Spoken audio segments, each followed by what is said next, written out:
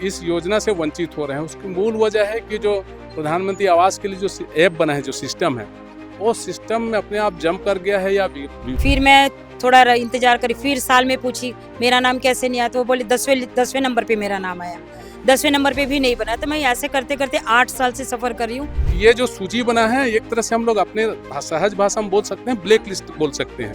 हालांकि black list सब सही नहीं है। मेरे सामान रखने के लिए कोई जगह नहीं, और हर सरपंच में दिलासे दिलाते हैं कि आज बन जाएगा, कल बन जाएगा।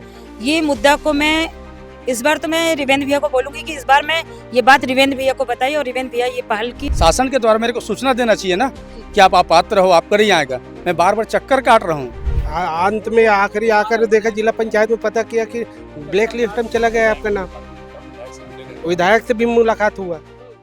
प्रधानमंत्री आवास में लगातार गड़बड़ी और शिकायतें मिलती जा रही हैं। आज भी जनदर्शन में एक ऐसा ही मामला आया जिसे लेकर के पूर्व सरपंच जो है रिवेंद्र यादव पहुंचे हुए हैं। किस तरीके की गड़बड़ी है, आइए जानते हैं। जी सर, बताएंगे क्या है पूरा मामला? आज हम लोग दुर्ग जनपद के ग्रामीण लोग सब यहाँ पहुँचे हैं कलेक्ट्रेट में।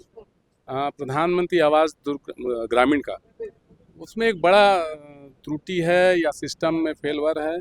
जैसा कि आप लोग रोज़ देख रहे हैं मीडिया में, समाचार पत्रों में, छत्तीसगढ़ प्रदेश में दुर्ग जिला प्रधानमंत्री आवास के मामले में, लक्ष्य पूर्ति के मामले में टॉप की है करके।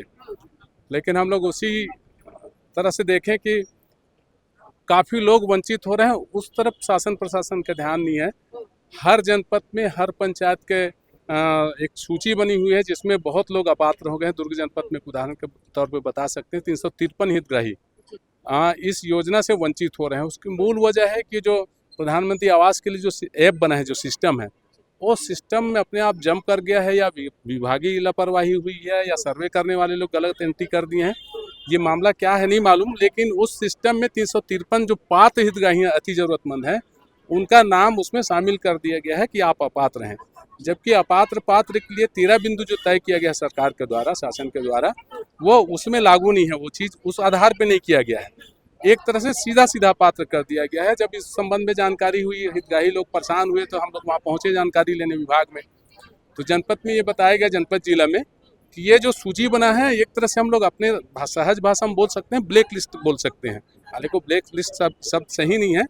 यानी इनका अगर फिर से करना चाहें, जैसे आवास के प्रतीक्षा सूची में नाम था इन लोगों को, अब नहीं आ पाया है, तो आवास प्लस में आ जाए, उसके लिए अगर इन लोग करना चाहेंगे तो वो सिस्टम एक्सेप्ट नहीं कर रहा है। हितग्राही की ये लगता है जैसे पहले सूची में नहीं आया तो आवास प्लस में आएगा। अब 2.0 अब योजना चल रहा है, हो सकता है उसमें आए। लेकिन ये किसी तरह से जिनका नाम इस लिस्ट में है उनका नहीं आना ही ये तय है, क्योंकि उस सिस्टम में सुधार के लिए शासन प्रशासन स्तर पे किसी तरह का ध्यान नहीं दिया जा रहा है। और कोई भी बड़ा जनप्रतिनिधि है जो पंचायती राज में जानकारी रखते हैं, आवास के प्रति गंभीर रहते हैं, वो इन मुद्दों को लेके ऊपर नहीं ला रहे हैं, बात को संज्ञान में ले रहे हैं। जनपद जिला की बैठक में इस बात को उठाया नहीं जा रहा है। तो एक तरह से हम लोग सोच सकते हैं कि दुर्ग जनपद में जब 350 हितग्राही वंचित हो रहे हैं, तो जिला का अगर आंकड़ा देखें तो 1000 से ज़्यादा जाएगा। और इस आंकड़े का अगर प्रदेश स्तर पर जोड़े तो 25-30 हज़ार से ज़्यादा लोग वंचित हो रहे हैं। तो हम सब लोगों को मांग है कि जो पात्र हितग्राही हैं, ज़रूरतमंद है, जिनका घर टूट गया है और उम्मीद लगाए बैठे हैं, सरकार अपनी पीठ थपथपा रही है आवास को लेके, तो ऐसे विषय में लोग वंचित ना हो, इनके लिए उस सिस्टम को सुधार किया जाए। या तो ग्राम पंचायत स्तर पे इस सूची के लेके बैठ के एक हितग्राही के अगेंस्ट में अगर उनको कहीं दूसरे माध्यम से लाभ पहुंचाया जा सकता है, उनको लाभ पहुंचाया जाना चाहिए। अभी आपने बात की कलेक्टर को? नहीं, हम लोग जा रहे हैं, अभी जाएंगे। तो आप लोग सब आ गए तो हम लोग यहीं रुक गए थे। जी मैडम, बताएंगे आप। 2018 में मेरा नाम आया था, चौथे लिस्ट पे था। और वह जब मैं सबका बनते गया तो मैं पूछी कि मेरा मकान क्यों नहीं बना, तो उन लोग बोले कि दीदी आगे में बनेगा करके। फिर मैं थोड़ा इंतजार करी, फिर साल में पूछी मेरा नाम कैसे नहीं आया, तो वो बोले 10वें नंबर पे मेरा नाम आया, 10वें नंबर पे भी नहीं बना। तो मैं ऐसे करते करते 8 साल से सफ़र कर रही हूँ। ना मेरा घर है, ना तो मेरे पापा जी है, ना मम्मी जी है, और न ही मैं शादी करी हूँ। तो एक प्रकार से मैं अविवाहिता वहाँ पे दर दर भटक रही हूँ।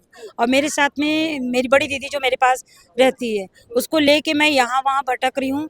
मेरे सामान रखने के लिए कोई जगह नहीं, और हर सरपंच में दिलासे दिलाते हैं कि आज बन जाएगा, कल बन जाएगा।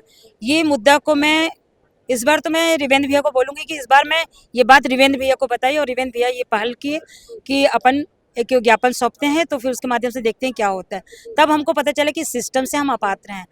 गांव वाले अभी तक नहीं बताएं कि हम किस कारण से अपात्र है। मैं पात्रता रखते हुए ना मेरा कोई घर है, ना कोई पक्की मकान है, ना मेरे घर कोई गाड़ी है, उसके बाद भी मतलब मेरे को नहीं मिल रहा है, तो मैं अपने गांव से वंचित हो रही हूँ। अब तो क्या करेंगी आप कलेक्टर के परमिशन का इंतजार करेंगी? जी नहीं मैं क्या तो लगता है आपको ना अपात्र जो घोषित कर दिया गया है, आज पे पहल जब होगी तो आपका नाम आएगा? नाम लाना पड़ेगा मैडम, क्योंकि भाई सब पात्रता को दे रहे हैं, जिनका जो पात्र नहीं उनको भी घर मिल रहा है। और पूरे अंजोरा में सबसे पहले मेरा घर है, जो सबसे पहले मेरा लिस्ट गया था, जो आज तक नहीं बन पाया, और सही मार्ग मुझे कोई दिखाया नहीं। और अभी अब चूंकि आप भैया के पास पहुंची रिवेन भैया के पास, जी अब मैं थोड़ा सा उम्मीद आ गया है मेरा कि मैं इस बार अब मेरा घर बन सकता तो है। ये कितने लोग ऐसे होंगे जिन्हें अपात्र घोषित कर दिया गया, जो कि पात्रता की सूची में आते हैं? ये जो फिगर है वो तो करीब करीब लमसम 70-80% लोग उसमें अभी भी वंचित हो रहे हैं। कुछ लोगों को भले जो अगला श्रेणी आया है आवास के लिए, आवास प्लस या 2.0 में, उसमें भले लाभ मिल जाए, लेकिन तब भी वंचित रहेंगे। जैसे एक बड़ा उदाहरण पूनम वैष्णव जी का है, हमारे रेखा हेमंत सिन्हा जी आए हुए हैं, साहू जी आए हुए हैं। आपका भी क्या है? जब मैं अपात्र हूँ जनपद में पता चला तो मेरे को सूचना क्यों नहीं दिया गया? जी। शासन के द्वारा मेरे को सूचना देना चाहिए ना जी। कि आप अपात्र हो, आप कर ही आएगा। मैं बार बार चक्कर काट रहा हूँ, मतलब आप इंतजार कर रहे हैं? इंतजार कर रहा हूँ। दूसरी मैं अंधकार में हूँ ना मैडम, जी। मेरे पास रहने का घर नहीं है। ऐसी व्यवस्था को जो सिस्टम में बैठे लोग, हाँ। उन्हें क्या कहना चाहिए? निकम्मा है वो लोग, सीधा सीधा, जो गरीबों के लिए ध्यान नहीं दे रहे हैं। अब आप पहुंचे हैं रिवेंद्र जी के साथ, अब मतलब हमारा काम होगा, बिल्कुल निश्चित है। होगा। अब ठोस कदम जैसा भी होगा उठाएंगे, और यदि नहीं हुआ तो हड़ताल में बैठेंगे। जी बताएंगे। मेरा 2011 का सूची में सर नाम है, हाँ। लेकिन अभी तक वो कुछ नहीं हो रहा है। सब आगे पीछे टलते जा रहे 2011 से हैं। हाँ, 2026 आ गया है। 26 आ गए। इसके बीच में आपने प्रयास किया कुछ? डेली प्रयास, क्या बोला लेकिन गया? नाम हटते जा रहा है। अंत में आखिरी आकर देखा जिला पंचायत में पता किया कि ब्लैक लिस्ट में चला गया है आपका नाम। विधायक से भी मुलाकात हुआ, क्या बोले? हो जाएगा, बस यही सलाह दे रहा है। आप लोग बोले नहीं, हो कैसे जाएगा जब लिस्ट में नाम ही नहीं है, तो हो कैसे जाएगा? ऊपर से कंप्यूटर बंद हो गया है, उसको खुलवा रहा है पुलिस। खुलवाने के बाद फिर नया एंट्री हुआ ना, एंट्री हुआ नया में? नहीं हुआ है कि नहीं हुआ है, उन्हीं लोग वो भी पर आपको नहीं मालूम? नहीं मालूम, और कुछ खुल के बता भी नहीं है? नहीं रहा है। क्या लगता है आपको? अब 12-13 सर्वे है, उसमें हो सकता है नाम आपका कट गया होगा, यही बस बोलते हैं, बाकी कोई जानकारी नहीं है। अब उम्मीद है? उम्मीद तो अब देख रहा है, जगह है, थोड़ा सा उम्मीद जगह है। भैया कैसे जगी? ये भैया को साथ में लाया है, भैया हमारे लिए कुछ करेगा, कदम उठाया तो हम लोग भी साथ देंगे भैया के साथ, कंधे में कंधे ऐसा मिला उम्मीद के। है कि भैया साथ देंगे तो आप लोग का नाम शायद आ जाए और आवास आप लोगों को मिले। जी, अपना नाम बताइए। भागेश्वर प्रसाद देशमुख, चंगोरी। प्रधानमंत्री आवास में हितग्राहियों के साथ हुए अन्याय को लेकर के पूर्व सरपंच जो है रिवेंद्र यादव आज जिला मुख्यालय में पहुंचे हुए।